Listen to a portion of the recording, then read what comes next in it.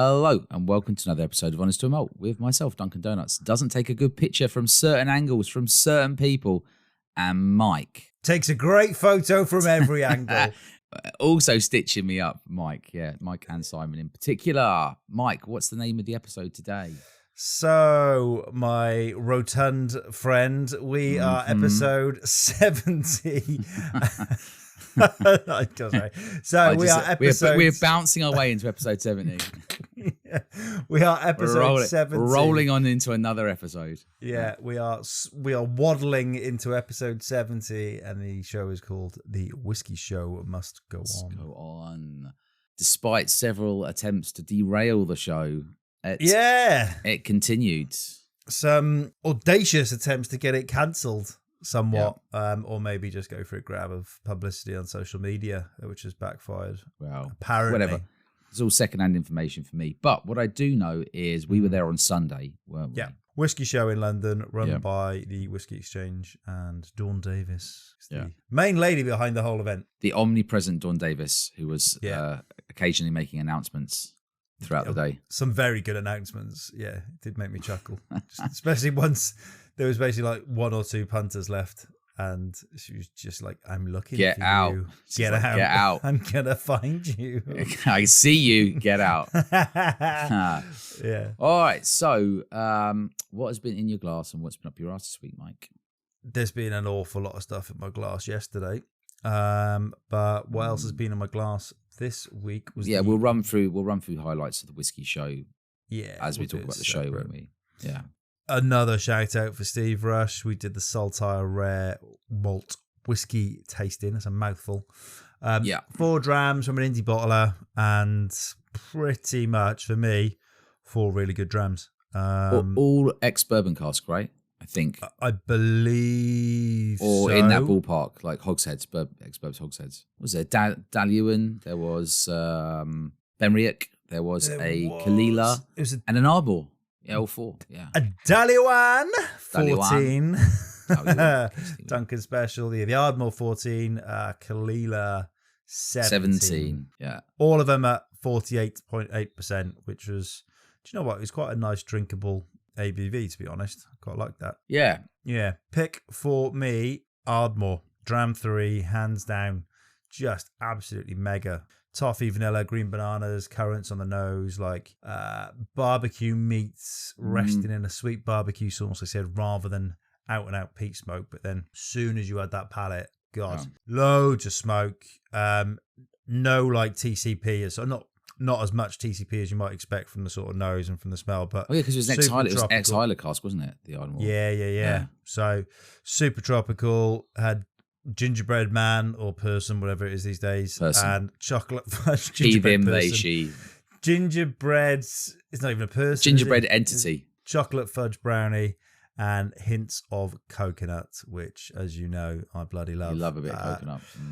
14 years old, 75 quid.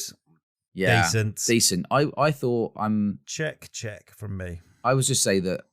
I thought, other than the Benriach, which you started with, I think all the other 3 were excellent. I won't do tasting notes, but what I did observe was that the person who wrote the tasting notes did an excellent job on the cards, and I got in a bit of trouble for this because I suggested that I might have had a look. And sometimes I do things fully blind, but sometimes I want to see if they understand their whiskey. Right? Yeah. You can have, if you have the strength of character, you don't need to be swayed by something. You can read, well, that says it's got, I don't know, coconut in it. I don't think it does have coconut in it. But anyway. Yeah, and we like calling it out when they're completely off. Exactly. So it's kind of a me thing. I find it quite interesting. But they understood their whiskey really well. Great choices, great ex-burbs, casks. I haven't even looked at the cask, to be honest. I will thank them as well for the coaster, which I love. I'm using at the moment to house a nice Beavertown coffee stout, and a pin badge, which I glued an Honest to a Malt logo to and wore for the festival. I've got to say, on the pin badges thing, it was amazing how many people came round at the Whisky Show just after pin badges. Yeah, I didn't realise it was that much of a thing. Pin badge perverts. They just won't let go. I think Simon could be the biggest one out there, Whiskey Novice. There was a guy from I don't know. There was a guy that came round and he was covered in pin badges. Like that guy that guy that's covered 99.9% of his body in tattoos. It was like this, but with pin badges. You could just see his eyes. Just these little eyes sticking out through the fin badges. 70% of them are just boutique-y ones of like random fish, frogs, and fucking other things on bikes. I love it. Okay, so you've had Saltire in your glass, and then we're going to talk about the whiskey style. So what's been up your arse then? Other than fucking tiredness, like that's what's up my arse right now. Oh, you missed the train on the way back, didn't you? Yeah, I mean that was kind of my fault. I was sat there chatting to Matt from Bimber, who looked fucking wonderful, by the way. What a lovely stand, very relaxed. I like what they were doing there. Yeah, loved the it. Most chilled stand, popular. Well done. Yeah, love the hippie vibe. Yeah, it was very good. Yeah, I thought you looked relaxed, professional, if you can put that term on things. It was good. Very important to me what people were wearing behind the stand, and I thought that was particularly brilliant. And it's good, and and anyone that knows Matt knows he is Bimber. So one person you really don't want to fucking annoy is Matt. So yeah, that was good. But no, I was chatting to him and looked at the train times, and I was like, I've got 13 minutes to get to London Bridge to get home. Not long enough. Well, it was like 15 minutes away, and I used to pre-back. Probably be like, I'd knock 2 or 3 minutes off that easy. So I'd be like, I'll make this by a minute. And had to run, which was a bad idea, to the platform and saw it pulling away. And I was like, God. When you try and style out the run to the train? Yeah. Because people on there are just like, ha, ha, ha. You have to decide whether you want to sort of fully commit, really sprint, right? Yeah. Or just look like maybe you didn't really care, Yeah, because you've got to have hope. Because it hadn't moved at that point. As I got to the top of the escalator, it was like still the yellow lights were on and they turned off as I hit the pavement bit, and then I tried to style it out like I was just there you go. Yeah. It's like, wrong platform. Yeah, didn't need that one. Yeah. Anyway, so I had to switch platforms and then pay 30 quid for a cab. Just from another station. I was like, damn it. So yeah. Well. I'm just knackered, like absolutely took it out of me yesterday. Like it's hard work. Not that we're saying we were like flat out busy, but it wasn't that busy. Not the whole show, to be fair, on the Sunday. Yeah. I understood the days before were busier, but the whole show was a huge show. Loads of amazing stands, loads of the industry there, lots of really interesting people there, but it wasn't that busy. From my perspective, if I compare it to like smaller shows I've been to, like Kendall, Croydon, etc., like they're always rammed, right? Yeah. And this one wasn't.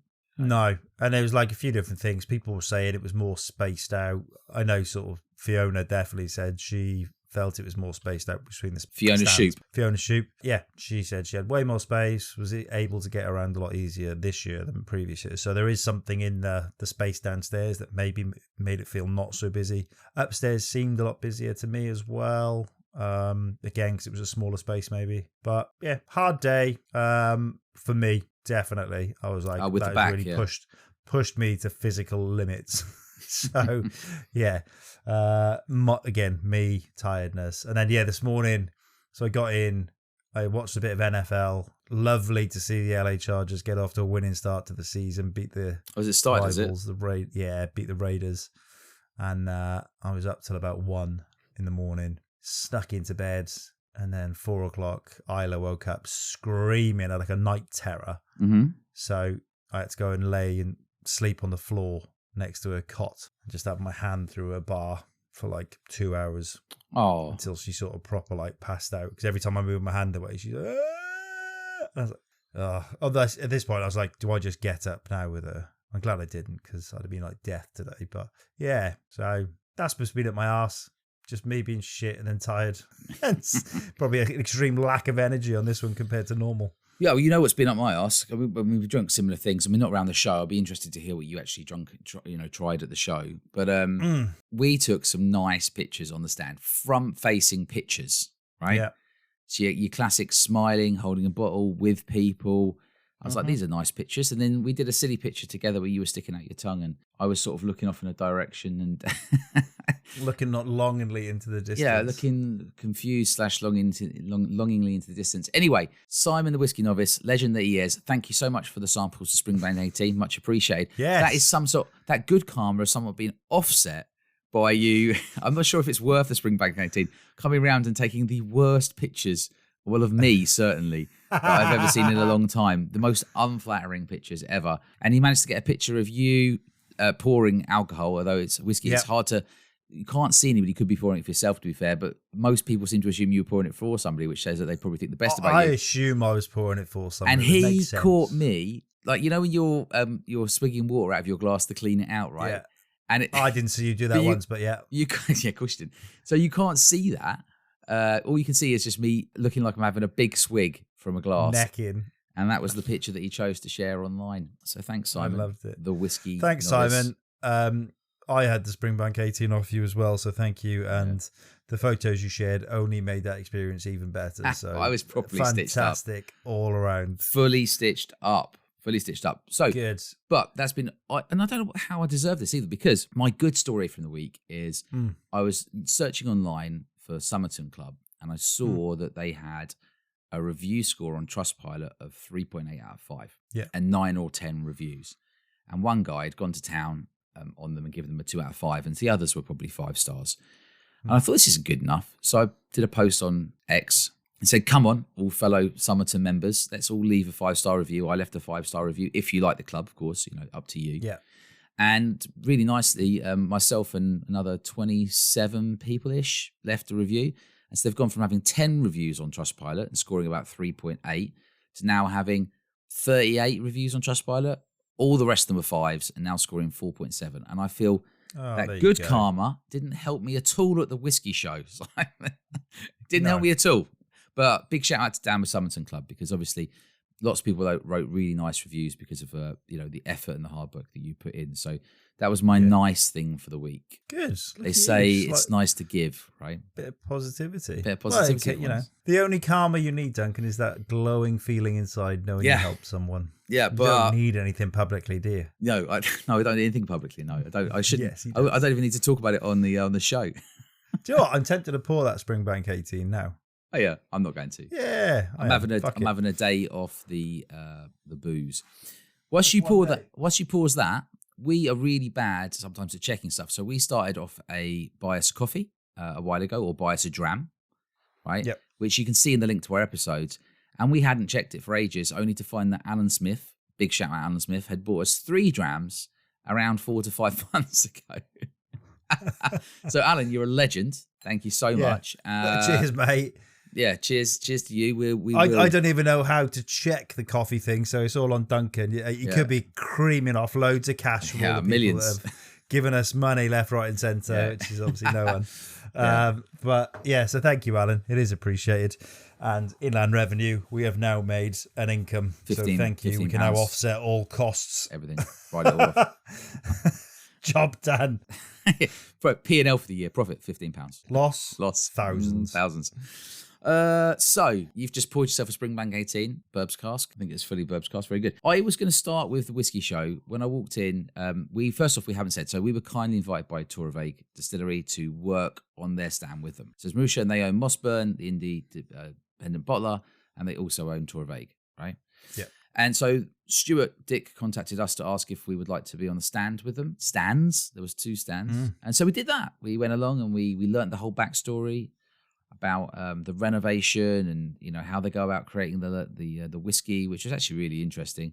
And we did indeed engage with and pour some whiskey for some people and have chats about how they created this delicate, fruity, bonfire ashy, creamy spirit, right, which they've been working towards, and the evolution towards 10 years. So we learned a lot about Torabhaig, which was really interesting, and we got to meet some great people. My first observation from the show was this: a lot of people were called Alistair. I mean, a lot. A disproportionate number of Alistairs. I think I talked to 5 Alistairs during the day, and I probably only talked to 40 people, so maybe 50 people. 10% of all people at the show were called Alistair. Go figure. I'd say there was an outrageous proportion of people called mate, because I couldn't be asked to ask anyone's name. That's terrible. Did you? I did give out a lot of Honest or Malt business cards, though, which we can now offset against our £15 profit. There we go. Write-offs. We're still down. So there's lots of people called Alistair. There was lots of stands, many stands. All the distilleries or bottlers you can think of. And who were we next to on the Mossburn and Torabhaig stands? Enos the Penis from Glen Moray. Yeah, Ian, fantastic. Yeah, and Phil. Should shout out Phil, their regional sales manager. So we love Glenmurray. So to be next to them was and Jules. bonus. Don't forget Jules. Of course, yeah. She's busy. Yeah, really busy. Another female at the show, just in case you did think there was none there. Was a surprisingly high number of ladies at the show working. And just generally and attending, just going round, just helping out the venue. Yeah, it's weird because if you looked at some social media posts, it would suggest there wasn't a single female there other than someone taking a photo. I have to say there was a real mix of people from all around the world and a complete mixture of men and women. I mean, literally, it was the show was full of it felt 50-50 to me, but what do I know, right? Loads of Norwegians and there's lots of French people and Germans. Oh, really? Yeah. I don't think I spoke to a single German. Well, that's because you weren't. That's because you were just getting pictured. You were too busy getting pictured looking like you were working whilst I was actually working. No, that's because most of the time I stayed on Castle Camus and just was like, right, this is easy. I'm going to upsell the Torabhaig stand now and send them down to you. On Castle Camus, there was that lovely couple, Tice and Sander, who came round, and this is about 4 hours into the show. Maybe 4.5 hours into the show, because the show started at 11:30ish and went on to 6:30. So what's that, like 7 hours ish? Yep. I've got that right. So maybe 4 or 5 hours into the show. 7 hours. Imagine how many whiskies they've tried at that point. They come round. They try Castle Camus 12-year-old, which is the blended malt between Isla, Orkney, and Torabhaig. There's no Torabhaig in that one. There's only Torabhaig in the ex-Burbs non-age statement one, I think. Oh, really? Yeah, seriously, yeah. Oh, I really told the wrong thing to everyone. but anyway. So there's the Castle Camus, which is a bourbon cask, which has got no age statement, which has Torabhaig in it as well. And then there's the one that doesn't, the 12-year-old, because obviously Torabhaig isn't 12 years old yet, so it couldn't yet be in the 12-year-old. Oh, of course. But, shite balls. Fuck me. What do I know? I was just drinking whiskey all day. I told everyone it's a combo of all three. Anyway, well, they should. I'm surprised no one called you out on that, but. My point is, this lovely couple, Tice and Sander, the lady, Tice, said it was her favourite whiskey of the day. And I could believe it, but I couldn't believe it either. Because you think about how many whiskies are at the show. And she said, is that a blend? Yeah. And I was like, yeah, it's 12-year-old blended malt. She was like, that's unbelievable. That's unbelievable. And probably guessed the Orkney. Yeah.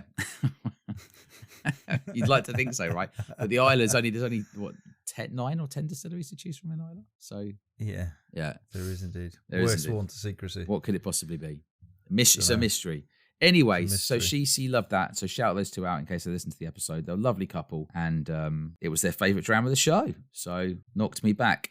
Did you tried the Macallan 18? I know you tried the Tamdhu 18. Did you try the Glendronach 18? No, you came over and gave me some. So, question, which was the best of the three? Macallan. Ooh. Straight up, easy. It was your first dram of the day, though, wasn't it? Yeah, no question. I would describe them as this. I'd say the Macallan was the smoothest. Tamdhu was for me, was the best of the bunch, right? And the Glendronach was the one that was roughest, with the most kind of like kick and just sort of a bit more sort of less together. The Macallan was so smooth, it was like a silk scarf. I think I was disappointed. I was expecting rubbish from Glendronach anyway. Not this rubbish, don't get me wrong. It's nice. Not rubbish, it's still really good. But compared to the 190 compared to the old ones I had at the price I got them for, it's never going to live up to what I remember. But yeah, Macallan 18 double cask was the best. We shouldn't skip past it. I'm going to stick by Tamdhu 18. Shout out to Gordon Dundas as well. But what I will say is I haven't tried that Macallan 18 for an incredibly long time, and it was so smooth. And I'll shout out to George, formerly of Soho Whisky Club, who was on the stand for Macallan. There you go. Lovely dram. I was like tempted to push for the Macallan M copper they had, but I'd only just met him properly and I thought it was a bit rude to start fucking diving for the back shelf and under the counter. We took a little jaunt over to the Tamdhu stand, didn't we, during the show? There was two things to do with Tamdhu. So one, there was a couple of people who were hassling me for pin badges so much that I just sent them over to Tamdhu and told them they had the best pin badges. And they came back about 10 minutes later and went, they don't have any pin badges? And I was like, okay, I thought they did. And we went over to have a chat with Gordon. We tried the Glengoyne White Oak and we tried Tamdhu 18 again. And we were just talking to Gordon. We didn't even bring it up, but what did Gordon say to us? He's really busy. No.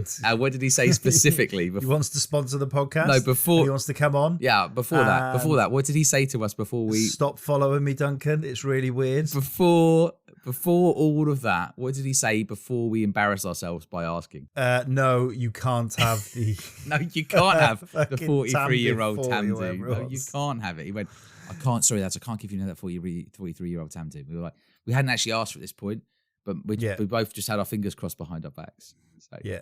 So we haven't tried it, in case you wonder. But I'll tell you who probably has tried it, because he gets everything on that Simon the Whiskey Novice. He probably had a pint of it. So if you didn't get any, it's because he got a mega pint. He had a mega pint of it with Johnny Depp round the back. Yeah, before he had a mega pint of 1972 Glenfarclas, which was incredibly dry. It was super dry. Yeah, I kind of avoided Glenfarclas. I'm glad you mentioned the Glengoyne White Oak, though. That was 24 years old. Zesty. Lovely whiskey. Fresh and my zesty. God. Just beautiful. It's nice to see just a nice, plain, straightforward. It's been left for time, not messed about with. Really, really lovely dram. That was probably my dram of the show, potentially. Oh, serious? Yeah. I think it's only 50 quid, Mike. No, 24-year-olds.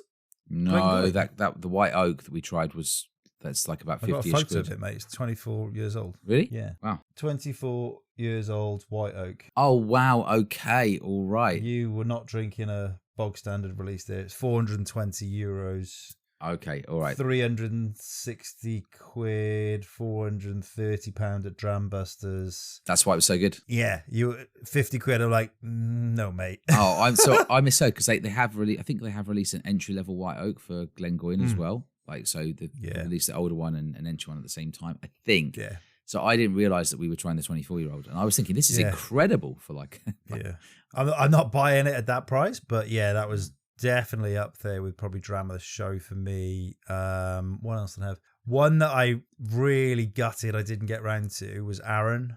Claire Vokins gave me a sample of an 8-year-old single cask ex-burbs, and that was utterly beautiful. Again, up there. I'm trying to think what else I had. There's some. Where else did we go? Did enjoy Fergan Harris as much as I almost fell in love with the guy that runs the thing. The most handsome man I've ever seen in my life. He was like 6'5", shirt nearly ripping open, just like. He looks like he looks like he trains by carrying around farmers and lifting farmers. Like, that's how rugged he is. He's outmanning farmers easily. And yeah, pricey drams. Put that out there straight away. Beautiful packaging, pricey drams. Beautiful, absolutely beautiful. So they're the white boxes with the blue birds on them, aren't they? I'm not sure what kind of bird it is. That's it. They look like, I think they're Pulteney bottles. Old Pulteney bottles, if I was going to guess. Right. Okay. And it was a 14-year-old Bunnahabhain ex-Sauternes cask, 140 quid, 14 years old. Mm-hmm. That is on my £10 a year absolute limit for gold standard whiskey. So probably not quite there for me. If I could pick that up for maybe 20, 30 quid off, I'd be like jumping on that. I'd be like a tramp on chips. Only 280 bottles and 54.7%. Decent. So, and I haven't really tried anything or seen much of that brand before. So it's quite a good one to get into and try. I'm trying to think what else. Colin Hampden White gave us some samples out of his Mary Poppins bag. Oh my days! What was also, it? mate, it was the Glenmorangie. It was the Glenmorangie. It was a 50+% ish bottle. It was a wine cask. What wine cask was it finished in? It would have been fairly rare. Yeah, I'm going to find it on my phone. 1 second. Yeah. But I went downstairs because I misheard and thought it was a Glen Murray, so I immediately went down to Ian and went, "What the hell is this thing that you've done in this cask?" He's like, "I've got no idea what you're talking about." It was a Glenmorangie Pomsrel cask, which I think was sort of low 50s ABV, which was actually delicious. So thanks very much. So super nice. Colin Hampden White, thank you very much, and also love you for repping red chinos on the day. Mr. I only wear them occasionally. He said, to quote Colin, he said on special occasions. So now we know that. And it was a special occasion. It's a special occasion, right?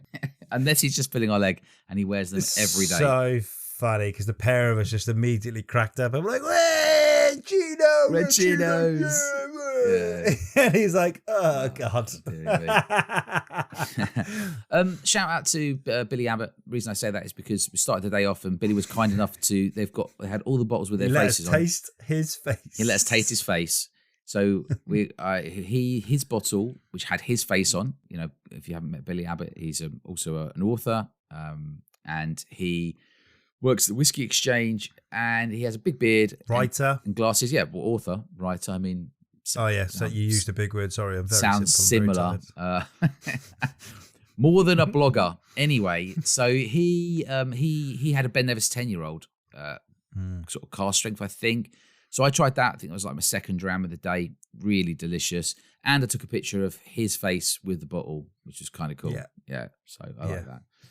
So that was a nice little touch. That's really cool for the staff as well. Yeah, it is. Now, one of my favourite giggles of the day was when we were having a sort of toilet break, not together, I might add. You went into the toilet and I was holding your glass, and I was right next to the Cotswold stand, and I turned around to look at it and thought, well, I could have one dram whilst I'll have one dram whilst Mike's sorting himself out. And I looked at the stand, and there it was. There was the famous bottle with 6,200 on it, which I've drunk 10. If I've drunk 10, there can't be 6,200. So I had a chat with the lady, lovely lady, and she said that there was, right, Mike, there was ladies working on that stand. I think it was only ladied by ladies, because you can't say manned, right? Unbelievable. Staffed. Just ladies, staffed by ladies. So anyway, so I said, that's been 6,200 since the dawn of time. This is an in-joke in the whiskey community now. And she said, well, it's batches.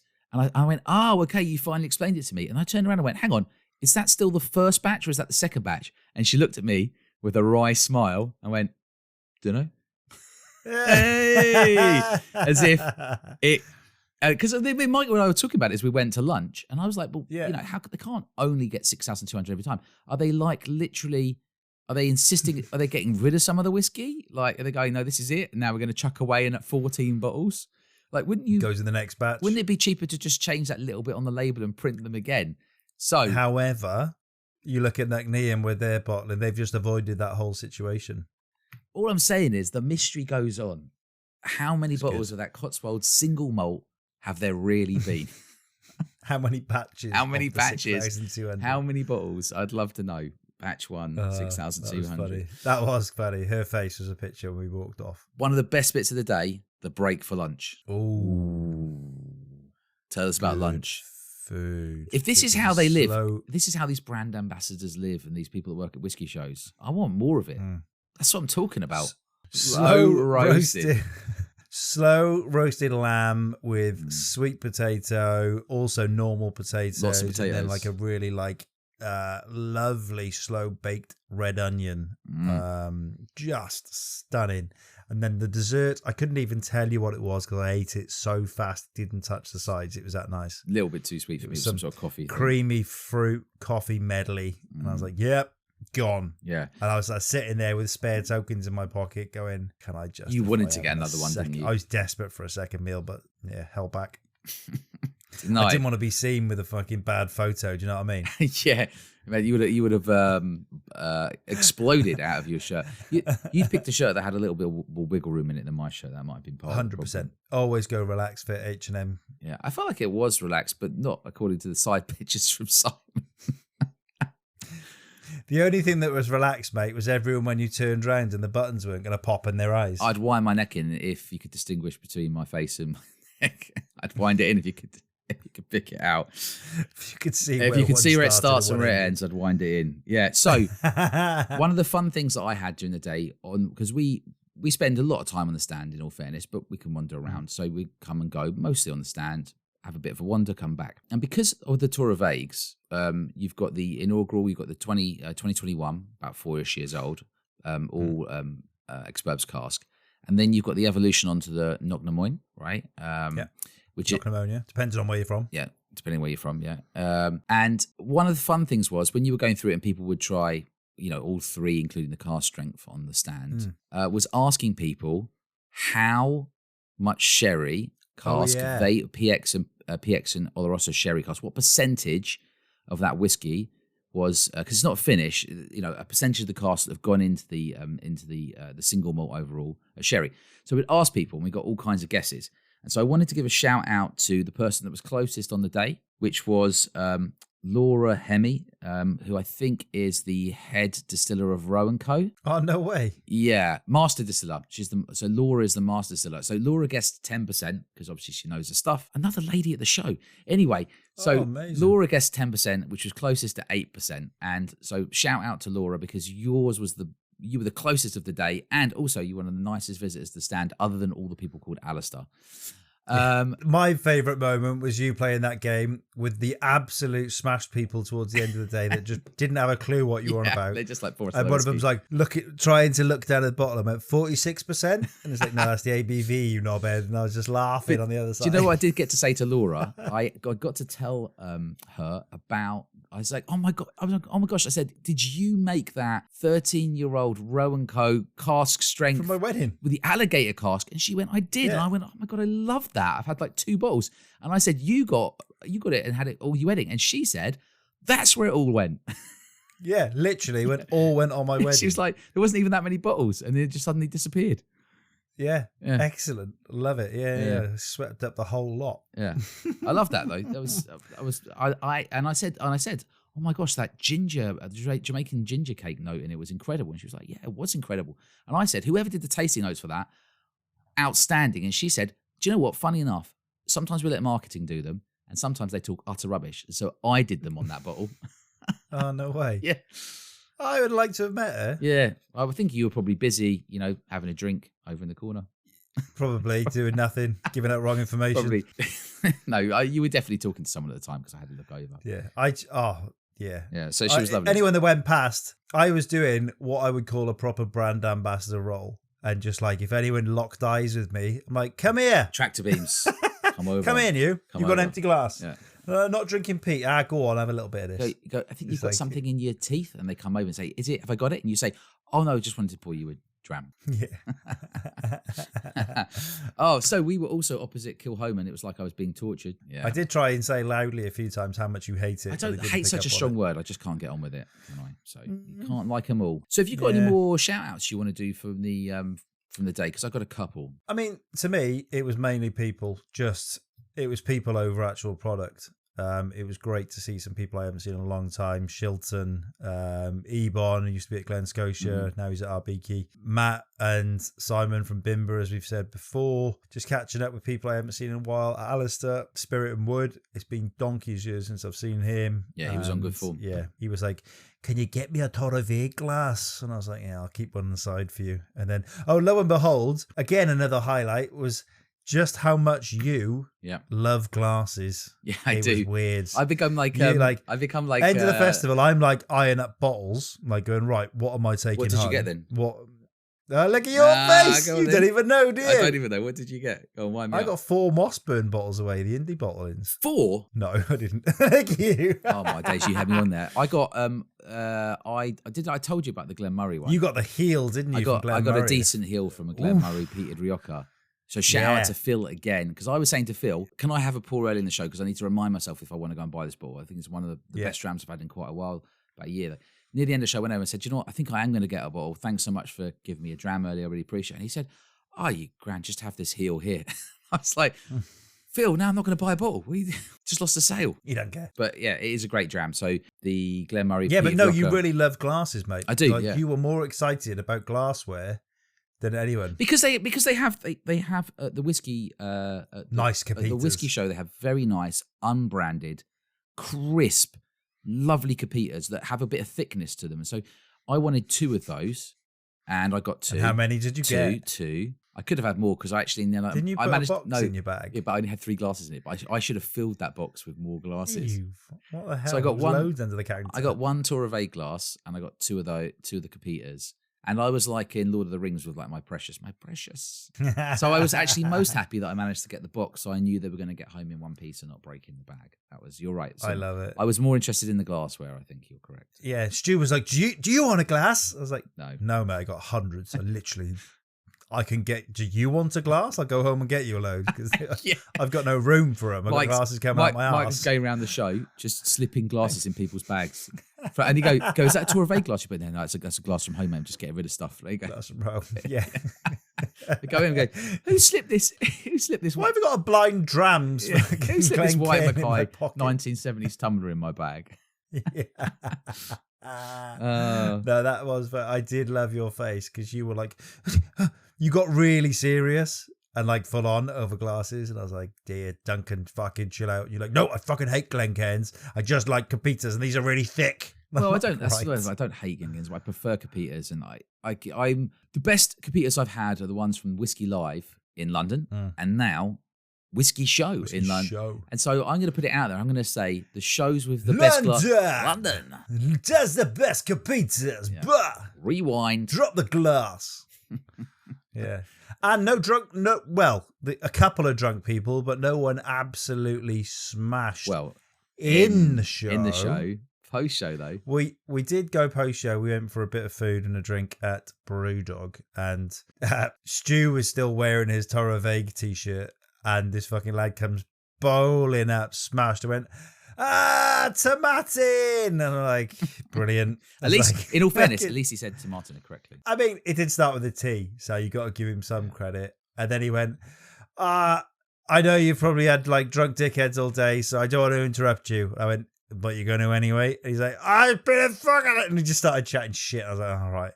And then he went from annoying drunk to absolutely obliterated in about 15 minutes, didn't he? Yeah.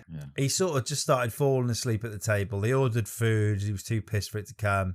Started smashing drinks over himself. And just as his mate's trying to wake him up, he then just hurled multiple times all over the table, all over himself, all in the new ordering system in Brewdog as well. So that was malfunctioning. It was full of sick. Like in all the tech. It's like if you get a calculator and you just throw up on it, and then all the sick will go in between the buttons, right? You know, like throwing up on your keyboard. They got kicked out and they sat outside just to get a bit of fresh air before they disappeared. But then the one of them basically borrowed a shirt off someone in the street and tried to come back in and order more beers. And then when they caught him out, he went, I was just trying to get a beer whilst I wait outside.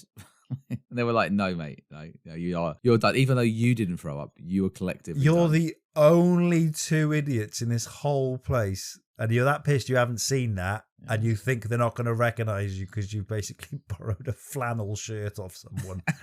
Class. Oh, so unfortunately, the table where the person was throwing up was about 2 foot away from us whilst we were trying to eat our dinner. So which didn't bother me. Didn't bother me either. I couldn't smell it, and then we got free drinks. So that was your face, literally. So Duncan's like, yeah, I'm on the black heart. I'm not drinking anything else. Yeah, just soon as free drinks were mentioned, I grabbed the menu. His little eyes lit up. Like, why does you like grab the menu? Like, what's the most expensive thing on here? I'm having that. I just had an espresso. How we ended up with dog shit espresso martinis. Yeah, they weren't very good. And they're ready. They're what's named as ready to drink RTD. So they come out of a can, and it's mediocre. Yeah.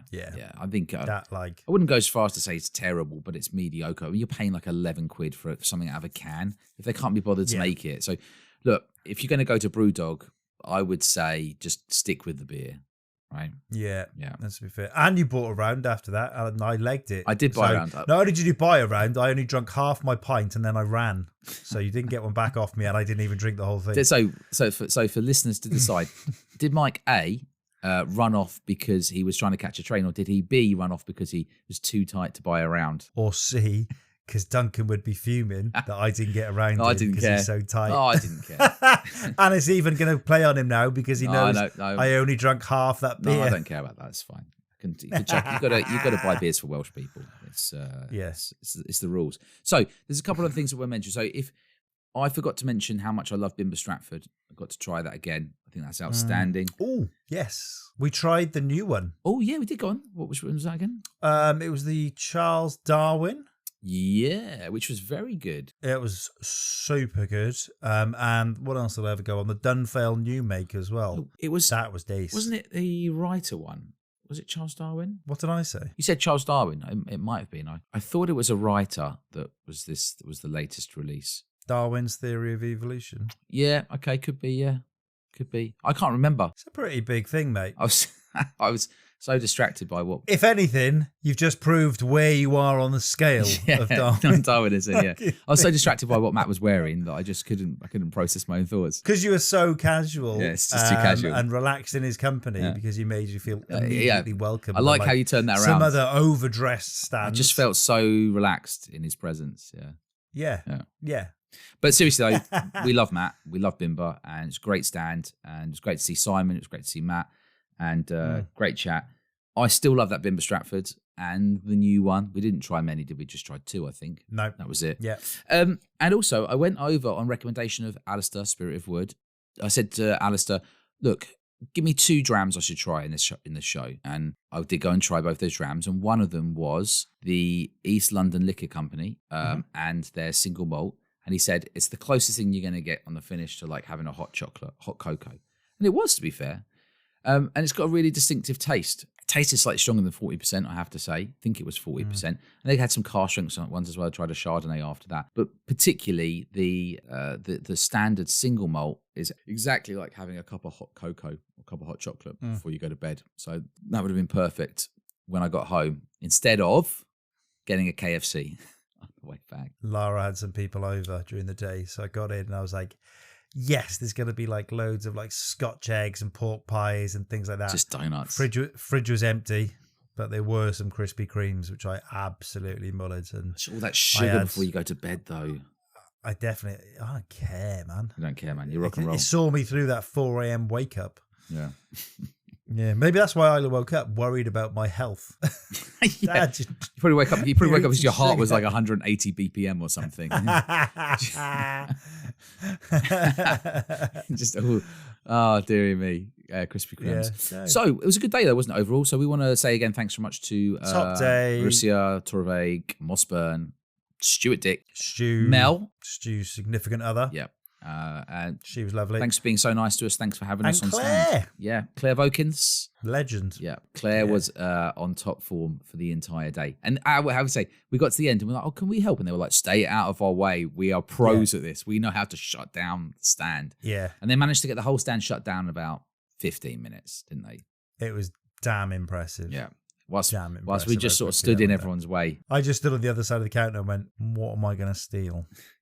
you were going, please can I get a bottle? And I was just still staring at glasses going, maybe I could squeeze a few more in my bag.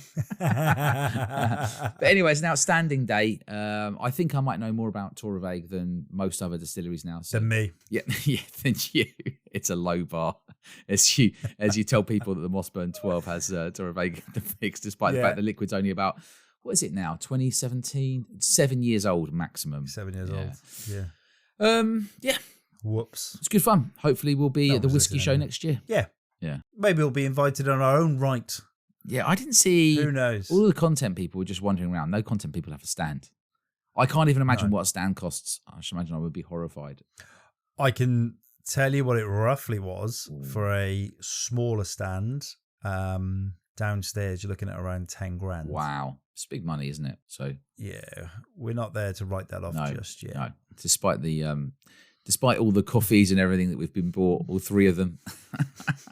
It's okay because we're powered by likes and 5-star reviews. So thanks very much. So if you listen to the pod and you enjoy it, please leave us a 5-star review. We had a lovely review from Ashley. Yes, we did. That was heartwarming. In the States. Yeah. And everyone was like, that's Duncan's mum. It did say that. I was like, I know exactly who's left that Can review. I just say, Ashley. So thank you, Ashley. Ashley, I wish my mum was that nice. That would be delightful. Now, Mike, we have had a message from Gordon from Tooting. So, oh no, would you like to hear the message from Gordon from Tooting? I would. I'm glad.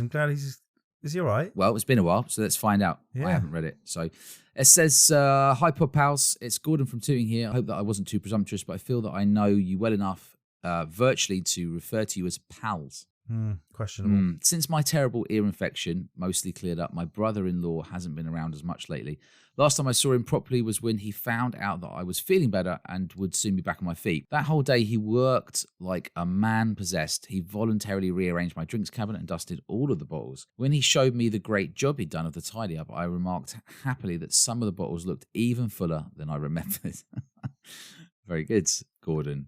He sheepishly suggested that the dust had perhaps caused the actual fill level to be hidden by the dust, but I know what really happened.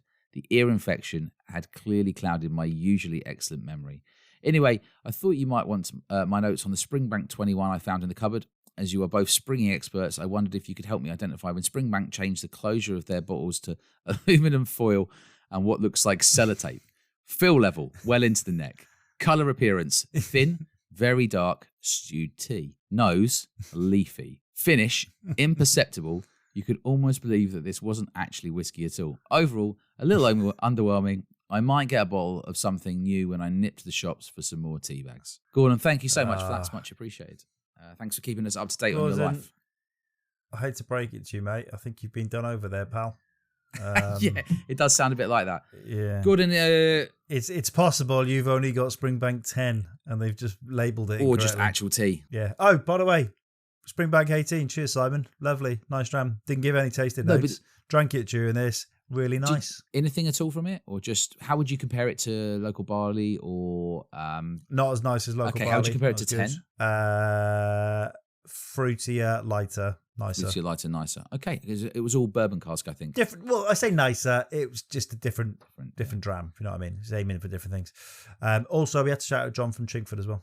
Oh, yeah, we met John, didn't we? World's strongest handshake. Yeah, and he was like tanned. Handshake. He was really tanned. Yeah. I was impressed with the handshake. The thing I like about... Very good. I said to Duncan after, I went, you got a strong handshake. A really strong handshake. The thing I like about John from Chingford is because he's gone for that sort of classic name. It's like where names came from. He's like John from Chingford. It's like if you do you know what I mean? Douglas of the Glen. Yeah, Douglas of the Glen. Exactly. It's John from Chingford. He's gone for that. Strong. Born in the Bells of Bow. Lovely fella. And at some point we should be so lucky to get a sample of Meckel Tour Turbo of John. He's been holding on to a couple for us. So lovely. Yeah. Well, I think that's all from me this week because we are a wee bit tired after a very long day. Yeah, absolutely shattered. Yeah. So, thank you for listening once again. Follow us in all the usual places. You find the website at www.honesttoamalt.com where Duncan's been squirreling away again, updating blogs and updating the supermarket stuff. We're going to do a refresh on a few things on that as well coming up. So just keep an eye on that space. We're on all social medias under at Honest to a Malt. Duncan's on at Whiskey Tip. I'm on at Whiskey Wings. And we will catch you on the next one. Bye.